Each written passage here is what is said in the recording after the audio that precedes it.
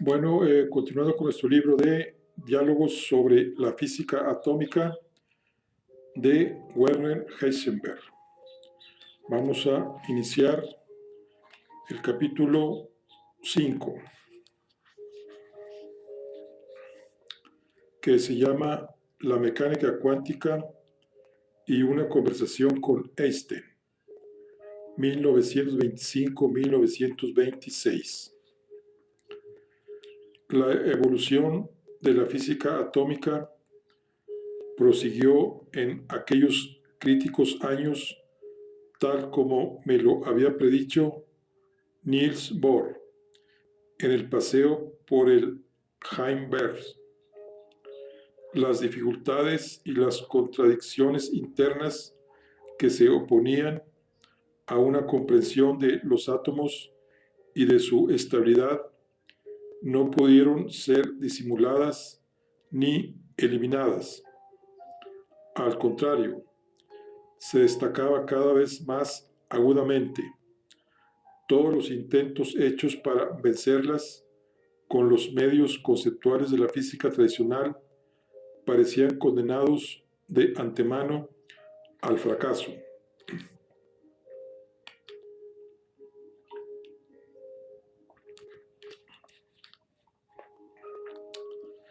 Valga como ejemplo el descubrimiento del americano Compton, según el cual la luz, o más exactamente la radiación X, cambia su número de oscilaciones con la dispersión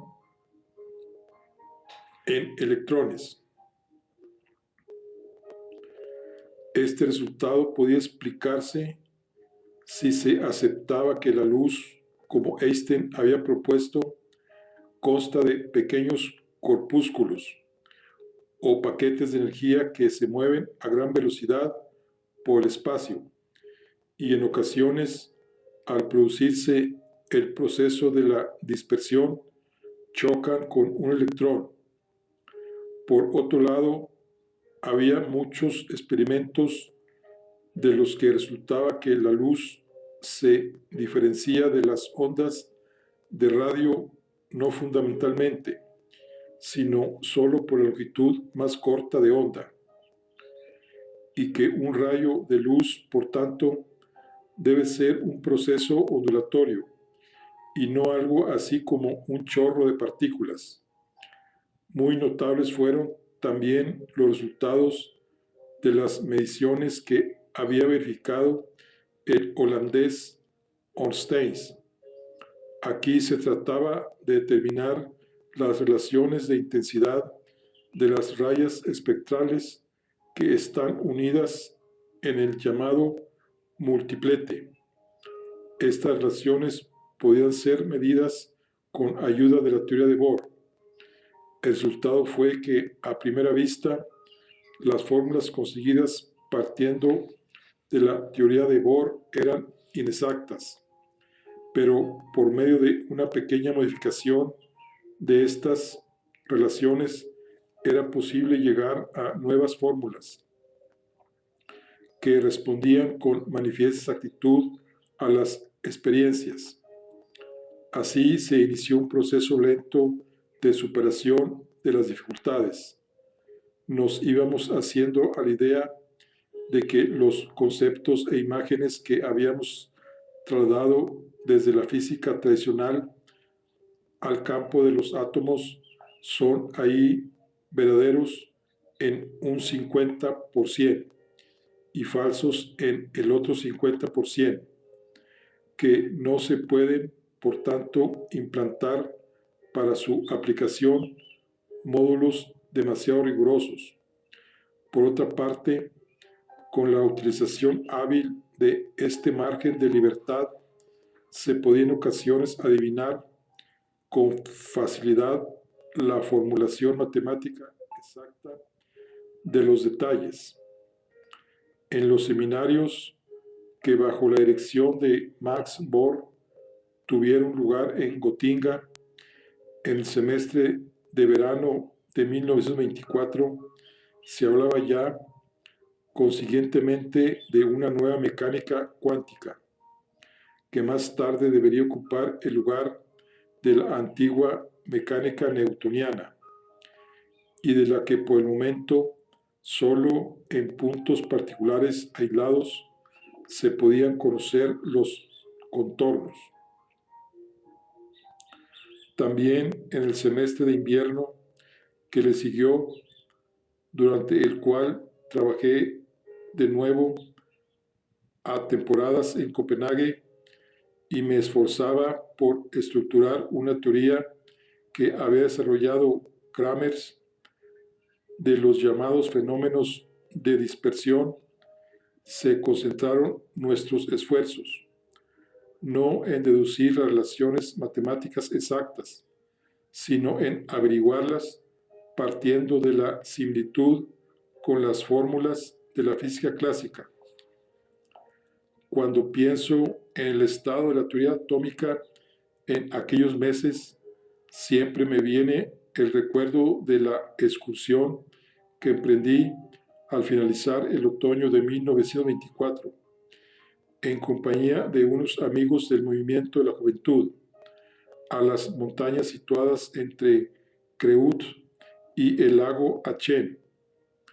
En el valle, el tiempo se hallaba en aquella sazón muy turbulento.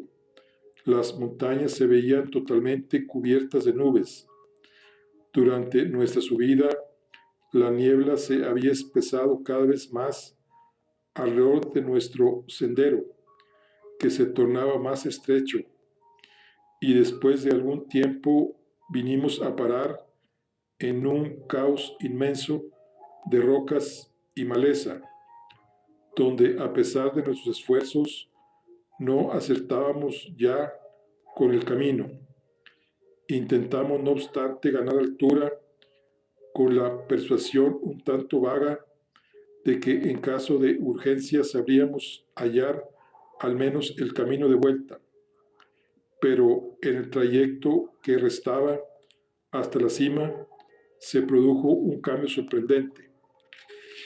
La niebla se espesaba a ratos todavía más.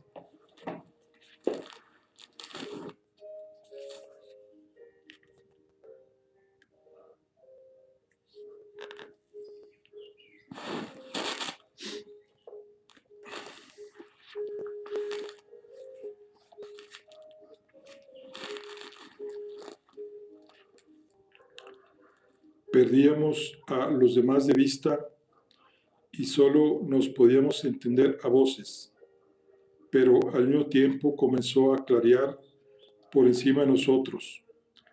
La claridad se asentó.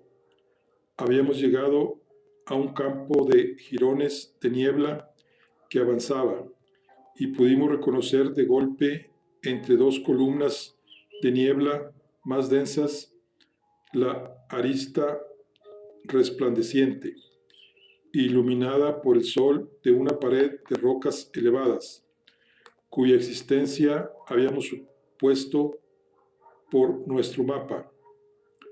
Algunos pocos claros de este tipo bastaron para darnos una clara imagen del paisaje de montaña, que probablemente yacía antes y por encima de nosotros. Tras otros 10 minutos más de áspera escalada, nos hallamos en una cresta cimera sobre el mar de niebla, iluminado por el sol. Hacia el sur se podían divisar las cumbres de la cadena montañosa Songwens y detrás de esta los picos nevados de los Alpes centrales, con plena claridad. El resto de nuestro camino ascendente no nos planteó problema alguno.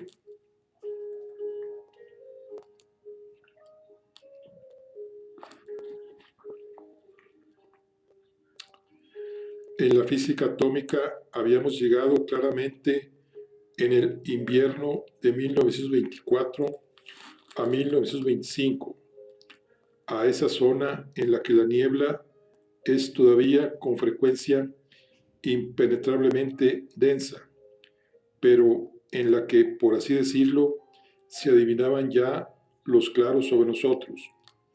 Las diferencias de claridad anunciaban la posibilidad de horizontes decisivos. Cuando en el semestre de verano de 1925 regresé a Gotinga, desde julio de 1924 era profesor agregado en la universidad de dicha ciudad. Comencé mi trabajo científico consagrándome a averiguar las fórmulas verdaderas para las intensidades de las líneas en el espectro del hidrógeno, de acuerdo con métodos parecidos a los que había comprobado en mi trabajo de Copenhague con Kramers. Él intentó, fracasó. Me adentré en la espesura impenetrable de unas fórmulas matemáticas complicadas, cuyo camino de salida no encontraba.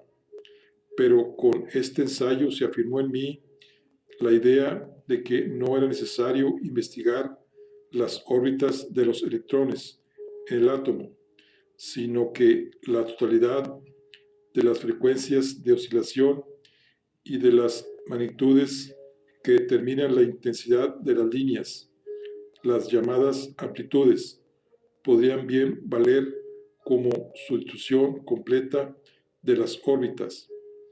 En cualquier caso, se podía observar directamente tales magnitudes. Tal idea quedaba, por tanto, dentro del sentido de la filosofía que nuestro amigo Otto había defendido como punto posicional de Einstein en aquel paseo en bicicleta por el lago Walchen, a saber, el considerar estas magnitudes como simples parámetros del átomo. Mi intento de llevar a cabo este plan con el átomo del hidrógeno había fracasado por la complicación del problema.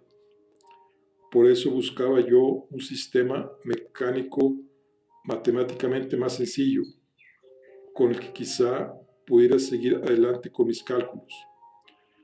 Como tal sistema se me ofreció el péndulo oscilatorio, o en términos más generales, el llamado oscilador inarmónico, que se usa en la física atómica como modelo, por ejemplo, de las oscilaciones moleculares.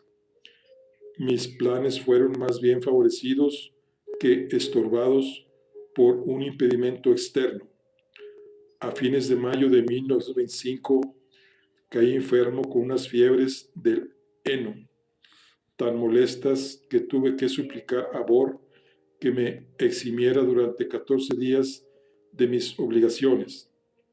Decidí marchar a la isla de Helgoland para curar radicalmente mi fiebre del heno con los aires del mar, lejos de los arbustos y praderas en flor. A mi llegada a Helgoland debí causar una impresión lamentable con mi rostro hinchado, pues la señora de la casa donde alquilé una habitación supuso que me había peleado con alguien la noche anterior, ya que intentó aconsejarme llamándome de nuevo al orden. Mi habitación estaba situada en el segundo piso de la casa, la cual, elevada sobre el borde sur de la isla rocosa, ofrecía una vista maravillosa sobre la parte baja de la isla con su pueblo y sobre la duna que estaba más allá, avanzada sobre el mar. Cuando me encontraba sentado en mi balcón, tuve a menudo ocasión de pensar en la sugerencia de Bohr, de que con la vista del mar cree uno abarcar una parte de lo infinito. En Helgoland, fuera de los paseos diarios por la meseta y los ejercicios de baño en la duna, no hubo ocasión externa alguna que me pudiera apartar del trabajo sobre mi problema, y así avancé más rápidamente de lo que me hubiera sido posible en Gotinga. Algunos días bastaron para desechar el lastre matemático que aparece siempre al comienzo de tales casos y encontrar una formulación matemática sencilla para mi problema. Pocos días después vi con claridad creciente que en una física semejante, en lugar de las condiciones cuánticas de Bohr y Sommerfeld, debían jugar su papel solamente las magnitudes observables. Pude advertir claramente que con esta condición adicional estaba formulado ya el punto central de la teoría y que a partir de este momento no quedaba ya lugar para una libertad ulterior. Pero reparé en que no había garantía alguna de que el esquema matemático así originado pudiera en absoluto ser aplicado sin contradicción. En especial resultaba totalmente incierto si en este esquema estaba vigente todavía el principio de la conservación de la energía, y no podía ocultárseme que sin el principio de la energía todo el esquema quedaría sin valor alguno. Por otro lado, había en mis cálculos muchas indicaciones de que la matemática, por mí columbrada, podía ser desarrollada realmente sin contradicciones y de forma coherente si se podía demostrar en ella el principio de la energía. En consecuencia, mi trabajo se concentró cada vez más sobre la cuestión de la validez del principio de la energía, y una noche llegué tan adelante que pude determinar cada uno de los términos en la tabla de la energía, o como se dice hoy, en la matriz de energía, gracias a un cálculo copiosamente circunstanciado de acuerdo con los módulos actuales. Cuando vi que en los primeros términos se confirmaba realmente el principio de la energía, caí en una especie de excitación que me hacía cometer errores en todos los siguientes cálculos. Eran las 3 de la madrugada cuando el resultado definitivo del cálculo estuvo completo ante mis ojos. La vigencia del principio de la energía se había demostrado en todos los términos, y como ese resultado se había ofrecido por sí mismo sin violencia alguna, no podía ya tener dudas sobre la falta de contradicciones matemáticas ni sobre la unidad completa de la mecánica cuántica aquí insinuada. En el primer momento quedé profundamente conmocionado. Tenía el presentimiento de que a través de la superficie de los fenómenos atómicos miraba hacia un fondo subyacente de belleza interior fascinante, y casi perdí el sentido al pensar que ahora tenía que ir tras esa multitud de estructuras matemáticas que la naturaleza había abierto ante mí. Estaba tan impresionado que no podía conciliar el sueño. Por eso, con las primeras luces del alba, salí de la casa y me dirigí a la punta meridional de la altiplanicie, donde una roca en forma de torre solitaria que penetraba en el mar había despertado en mí las ganas de escalarla. Logré sin mayor dificultad escalar la torre y esperé sentado en su cima la salida del sol. Lo que había visto en la noche de Helgoland no era ciertamente mucho más que aquella arista de rocas iluminada por el sol en las montañas del lago Achen, mas por otro lado, Wolfgang Pauli, de fino sentido crítico y a quien comuniqué mis resultados, me animó a continuar en la dirección emprendida. En Gotinga, Bohr y Jordan acogieron la nueva posibilidad.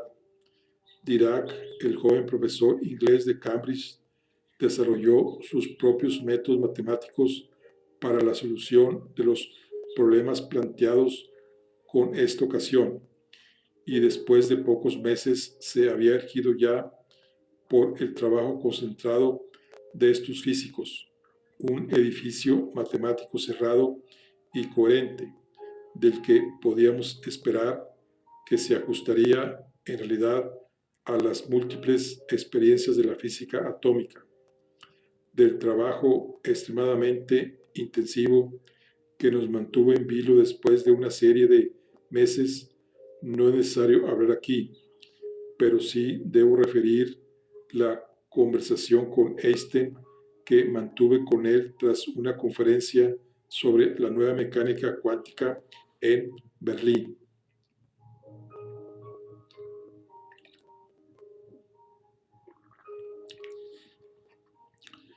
La Universidad de Berlín se alzaba entonces como el emporio de la física en Alemania. En ella trabajaban Planck, Einstein, von Laue y Nernst. En ella había descubierto Planck la teoría de los cuantos, y Rubens la había confirmado con sus mediciones de la radiación de calor, y en ella finalmente había formulado Einstein en 1916 la teoría general de la relatividad y la teoría de la gravitación. El centro de la vida científica lo ocupaba entonces el coloquio sobre la física, que tenía su origen en una tradición que arrancaba de la época de Helmholtz y al que acudían casi siempre en pleno los profesores de física. En la primavera de 1926 fui invitado a presentar una comunicación en este coloquio acerca de la mecánica cuántica de reciente creación.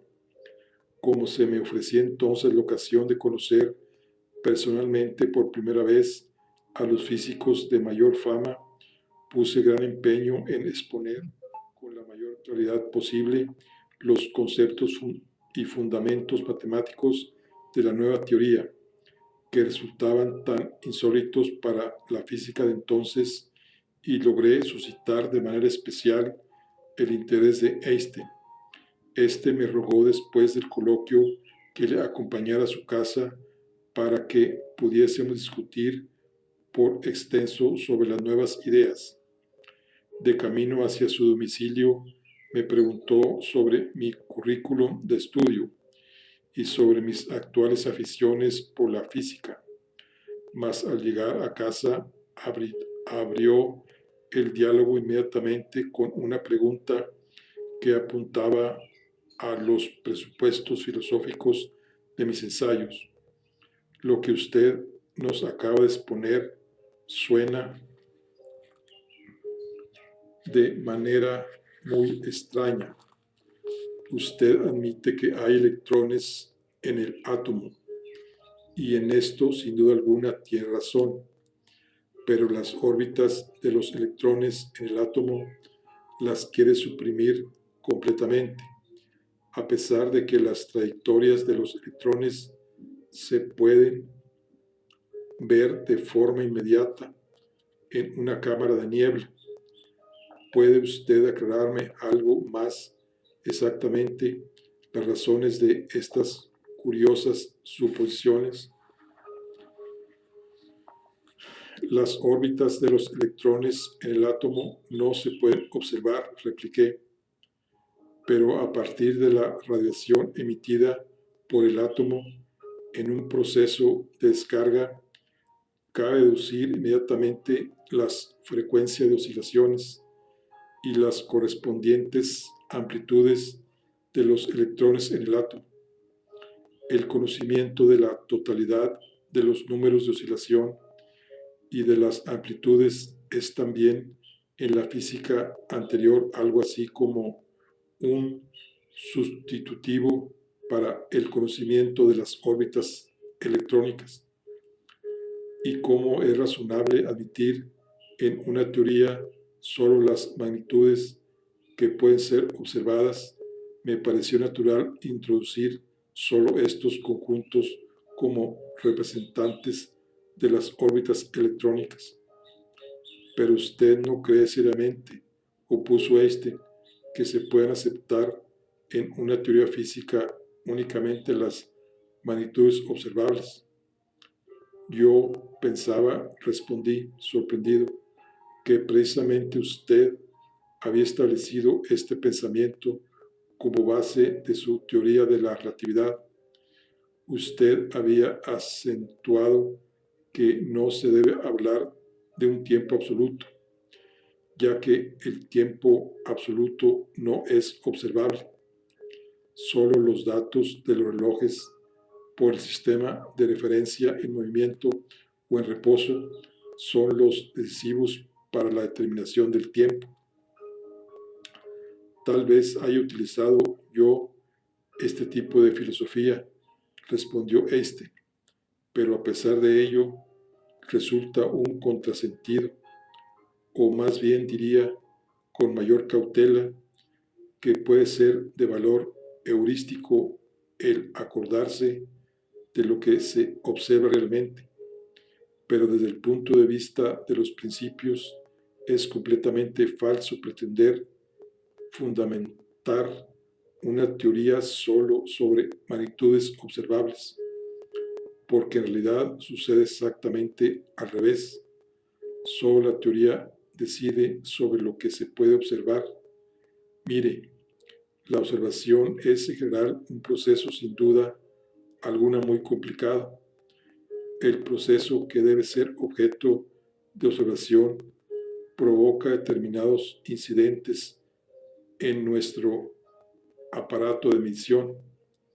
Como consecuencia de este hecho, se desarrollan luego en el aparato ulteriores procesos, los cuales finalmente por medio de rodeos graban la impresión sensible y la fijación del resultado en nuestra conciencia.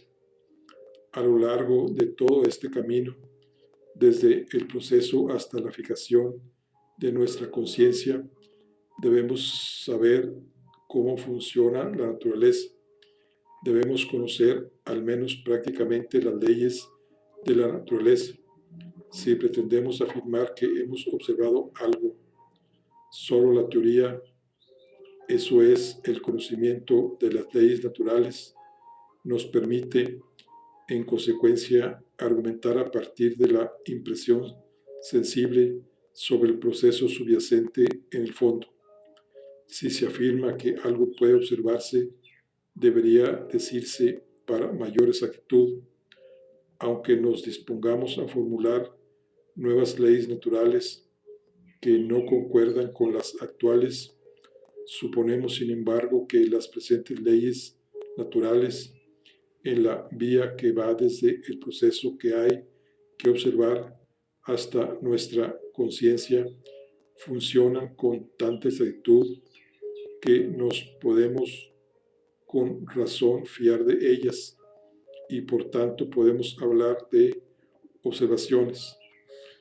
En la teoría de la relatividad se propone, por ejemplo, que también dentro del sistema de referencia en movimiento los rayos de luz que van desde el reloj al ojo del observador funcionan con la misma exactitud que cabía esperar anteriormente. También usted admite claramente con su teoría que todo el mecanismo de la radiación de la luz, desde el átomo oscilante hasta el espectro o hasta el ojo, funciona con la misma exactitud que siempre se había supuesto, es decir, en lo esencial, conforme a las leyes de Maxwell. Si no fuera así, no podría usted observar las magnitudes que designa como observables. Su afirmación de que usted introduce solo magnitudes observables es en realidad, por consiguiente, una suposición sobre una propiedad de la teoría por cuya formulación se esfuerza. Supone que su teoría deja intacta la descripción tradicional de los procesos de radiación en los puntos que le interesan aquí. Puede ser que tenga razón, pero no es en modo alguno seguro.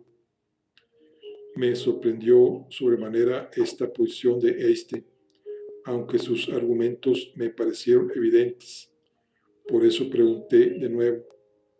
La idea de que una teoría es propiamente la meta suma de observaciones bajo el principio de la economía del pensamiento procede del físico y filósofo Mach y se viene afirmando con reiteración que usted en la teoría de la relatividad ha usado terminantemente este pensamiento de Mach. Cuanto acaba de decir ahora me parece, sin embargo, que va en una dirección abiertamente opuesta. ¿Qué debo creer ahora? O más exactamente, ¿qué cree usted mismo sobre este punto?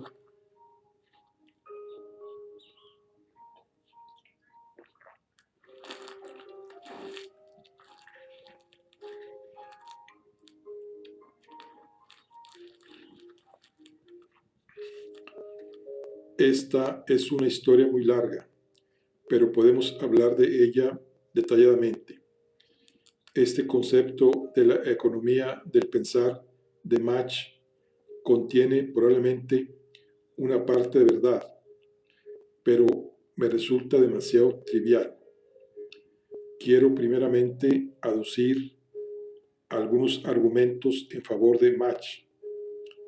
Nuestra comunicación con el mundo se realiza evidentemente a través de nuestros sentidos.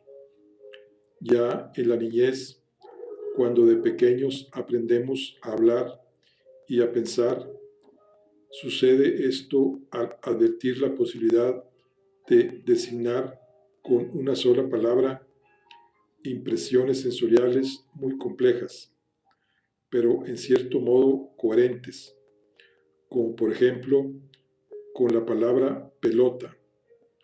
La aprendemos de los adultos y experimentamos con ella la satisfacción de podernos hacer entender.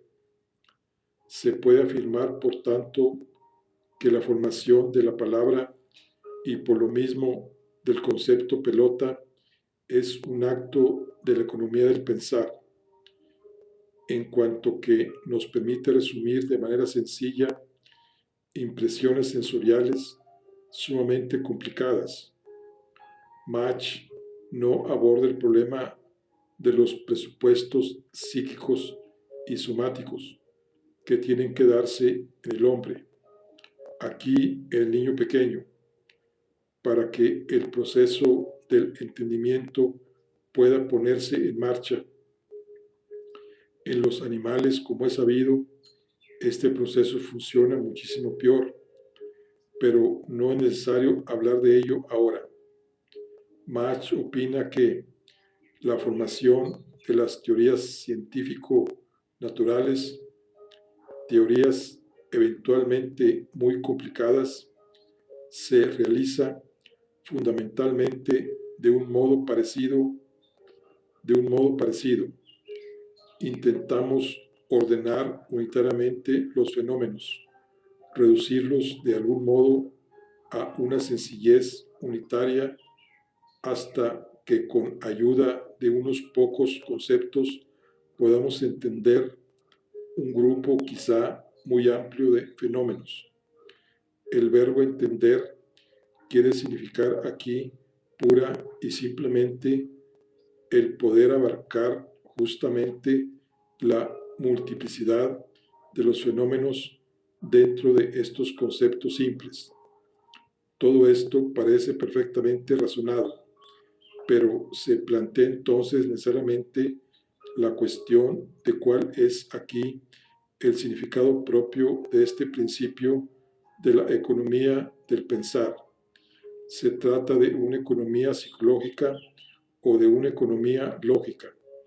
O, expresado de otro modo, se trata de la vertiente subjetiva o de la vertiente objetiva del fenómeno.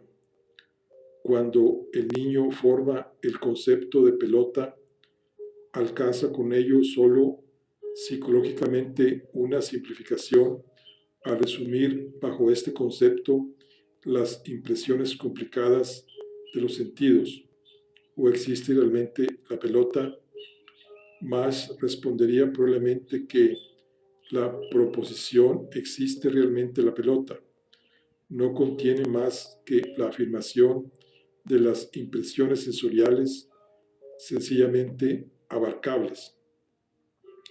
Pero en esto Mach no tiene razón, porque en primer lugar, la proposición existe realmente la pelota contiene además, sin duda alguna, una multitud de enunciados sobre posibles impresiones sensoriales que quizá aparezcan en el futuro.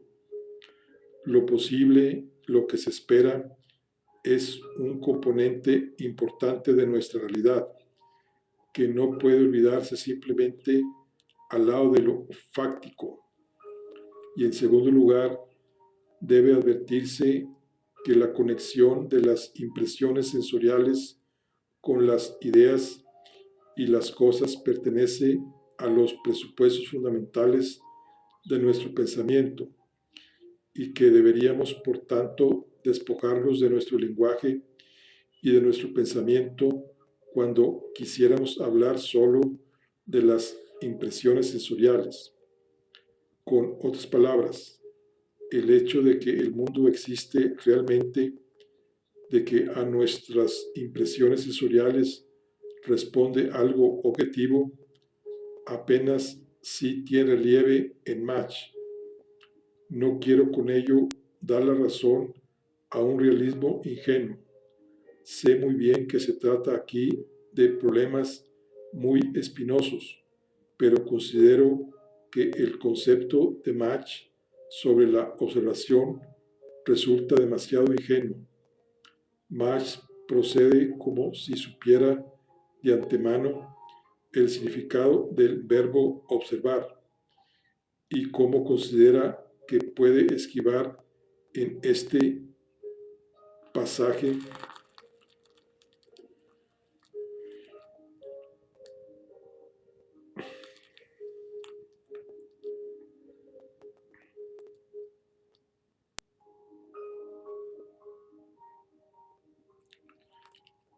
la opción objetivo o subjetivo. Por eso su noción de la simplicidad adopta un aire tan sospechosamente comercial. Economía del pensar. Esta noción tiene un matiz demasiado subjetivo. En realidad, la sencillez de las leyes de la naturaleza es también un hecho objetivo e interesaría mucho para una exacta formación de los conceptos el poner en su justo equilibrio la vertiente subjetiva y objetiva de la sencillez. Por supuesto, es esta una tarea harto difícil, pero volvamos de nuevo al objeto de su conferencia. Sospecho que usted tendrá más adelante dificultades en su teoría precisamente en el tema de que acabamos de hablar. Quiero aclarárselo con mayor precisión. Procede como si se pudiera dejarlo todo como hasta ahora en materia de observación, es decir, como si pudiera hablar pura y simplemente en el lenguaje tradicional sobre lo que los físicos observan. Se ve usted obligado a afirmar: en la cámara de niebla observamos la trayectoria del electrón a lo largo de la cámara, pero en el átomo no debe de haber, según su opinión, órbita alguna electrónica. Esto es obviamente un contrasentido por la simple disminución del espacio en que el electrón se mueve. No puede suprimirse el concepto de trayectoria.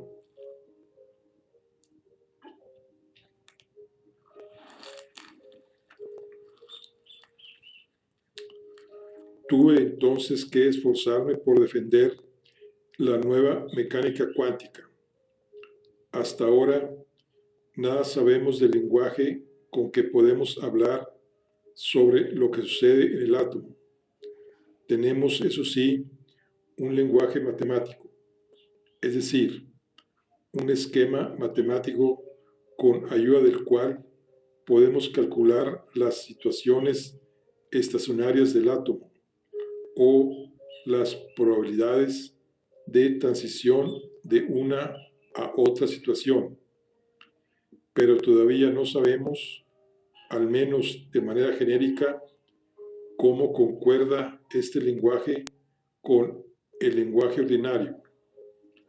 Naturalmente necesitamos estar concordancia para poder aplicar la teoría a los experimentos, porque sobre los experimentos hablamos siempre con el lenguaje corriente, es decir, con el lenguaje tradicional de la física clásica. Por consiguiente, no puedo afirmar que hayamos entendido la mecánica cuántica. Tengo la sospecha de que el esquema matemático lo tenemos ya ordenado, pero su concordancia con el lenguaje corriente no está establecida todavía. Solo cuando tal ajuste se logre, podemos hablar también de la trayectoria del electrón en la cámara de niebla, de forma que no surjan contradicciones internas. Para resolver las dificultades que usted plantea, es sencillamente demasiado pronto. Bien, lo admito, de buena gana, dijo Einstein. Podemos volver a discutir sobre estos problemas dentro de algunos años, pero en relación con su conferencia, desearía plantearle otra pregunta. La teoría de los cuanta tiene sin duda dos caras muy distintas. Por un lado, se preocupa, como siempre lo ha subrayado con razón Bohr, de la estabilidad de los átomos. Hace surgir de nuevo una y otra vez las mismas formas. Por otra parte, recoge un extraño elemento de discontinuidad, de inconstancia en la naturaleza. Es lo que conocemos con plena evidencia, por ejemplo, cuando observamos en la oscuridad sobre una pantalla fluorescente los centellos de luz que parten de una sustancia radiactiva. Estas dos caras se relacionan naturalmente entre sí. En su mecánica cuántica tendrá usted que explicar estas dos caras. Si habla, por ejemplo, sobre la emisión de luz por los átomos, usted puede calcular los valores discretos de la energía en las posiciones estacionarias. En mi opinión, su teoría puede, por tanto, dar razón de la estabilidad de ciertas formas que no pueden transformarse de modo continuo, sino que son diferentes a causa de su cuantía mínima y pueden reconstruirse claramente una y otra vez. Pero, ¿qué es lo que ocurre en la emisión de la luz? Usted sabe que ya he apuntado la idea de que el átomo desciende de repente de un valor estacionario de energía a otro, al irradiar la diferencia energética como un paquete de energía, el llamado quantum de luz. Este sería un ejemplo particularmente craso para aquel elemento de discontinuidad. ¿Cree usted que está en la idea ¿Cree usted que esta idea es correcta? ¿Puede usted describir de algún modo más exacto el paso de una posición estacionaria a otra distinta?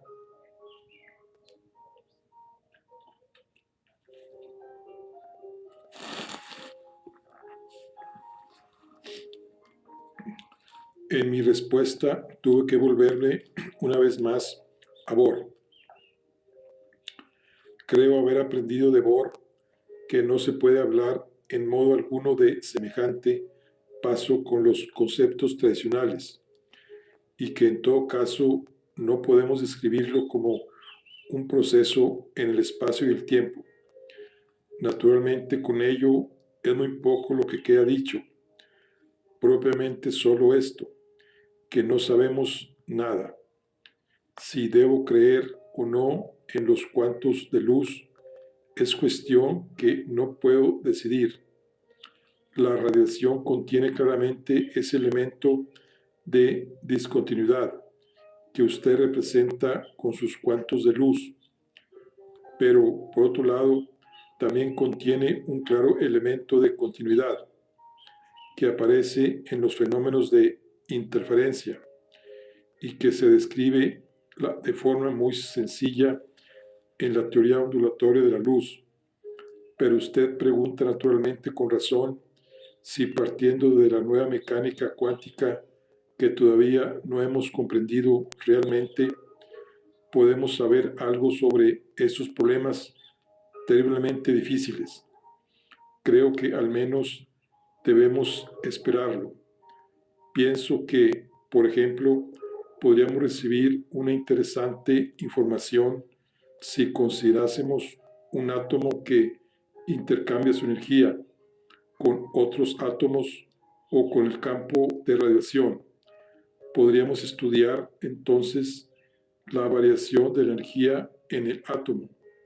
Si la energía cambia de modo discontinuo, como usted sospecha, de acuerdo con la idea de los cuantos de luz, entonces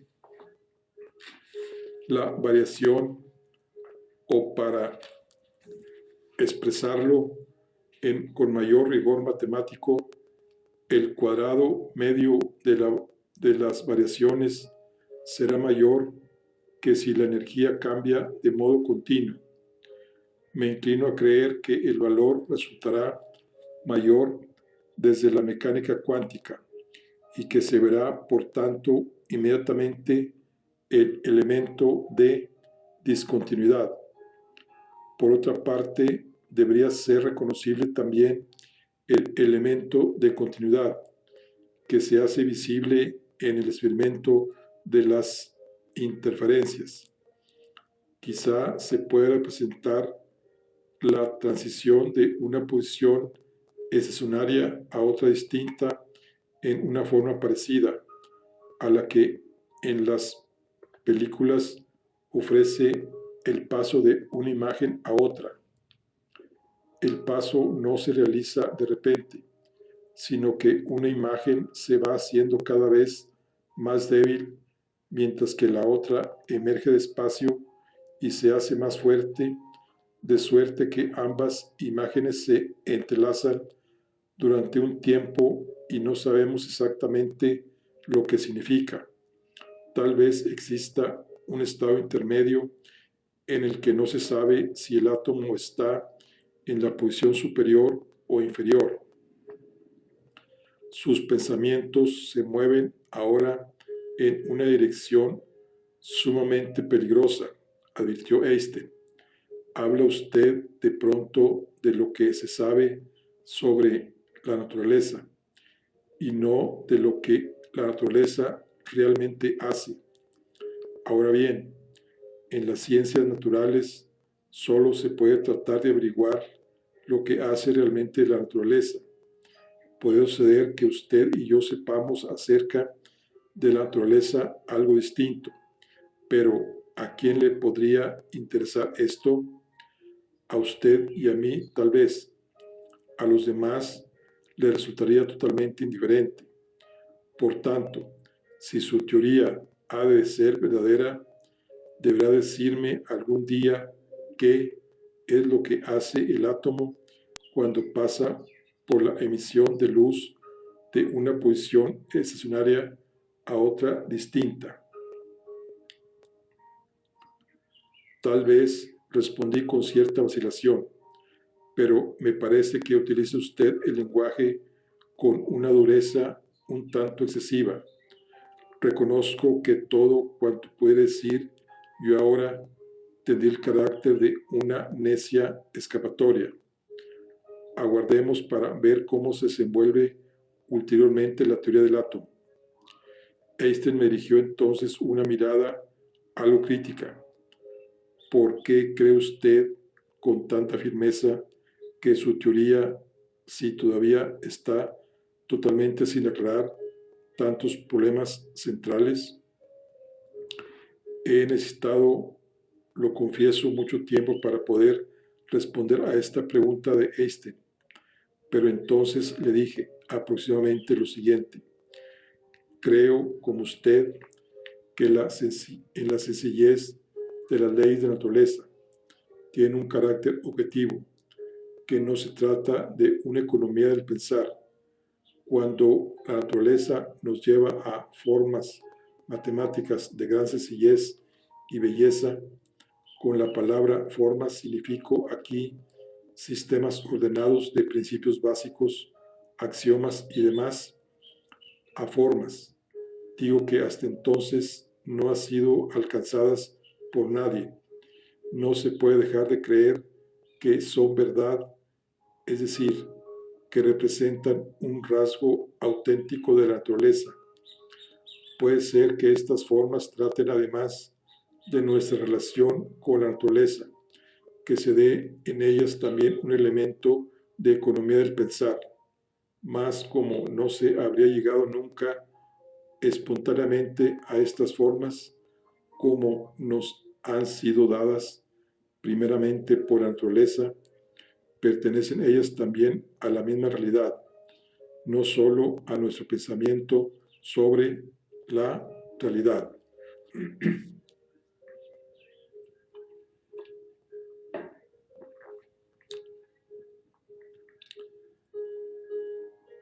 ¿Me puede usted reprochar que empleo aquí un criterio estético de la verdad al hablar de simplicidad y belleza?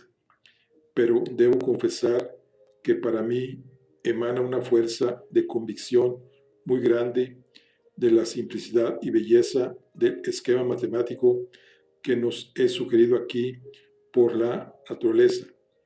Sin duda debe usted haber experimentado también el estremecimiento que se tiene ante la simplicidad y el orden perfecto de las interrelaciones que la naturaleza despliega de golpe ante nosotros y para las que estábamos totalmente impreparados. El sentimiento que nos sobrecoge con semejante perspectiva es algo completamente diferente de la alegría que se experimenta cuando cree uno haber realizado con singular pericia una pieza, física o no física, de artesanía. Por eso confío en que también las dificultades anteriores discutidas se solucionarán de algún modo. La sencillez del esquema matemático tiene además como consecuencia el que sea posible idear muchos experimentos, cuyos resultados pueda calcularse de antemano, con gran exactitud, de acuerdo con la teoría. Si posteriormente los experimentos se llevan a cabo y llegan al resultado previsto, podrá concluirse con certeza que la teoría representa en este campo a la naturaleza. El control por medio del experimento, dijo Einstein, es en efecto el presupuesto normal para la exactitud de una teoría, pero no es posible comprobarlo todo de manera exhaustiva. Por eso me interesa cuando usted me ha dicho sobre la sencillez, pero nunca osaría afirmar que hubiera entendido realmente lo que subyace en el fondo de esa sencillez de las leyes de la naturaleza. Tras prolongar durante algún tiempo el diálogo sobre los criterios de la verdad en la física, me despedí. Año y medio más tarde encontré a Einstein en el Congreso de Solvay, en Bruselas, donde los fundamentos epistemológicos y filosóficos de la teoría constituyeron una vez más el objeto de interesantes discusiones. Bueno, aquí concluimos lo que es el capítulo 5 y por lo tanto concluimos la charla del día de hoy. Nos vemos en la siguiente.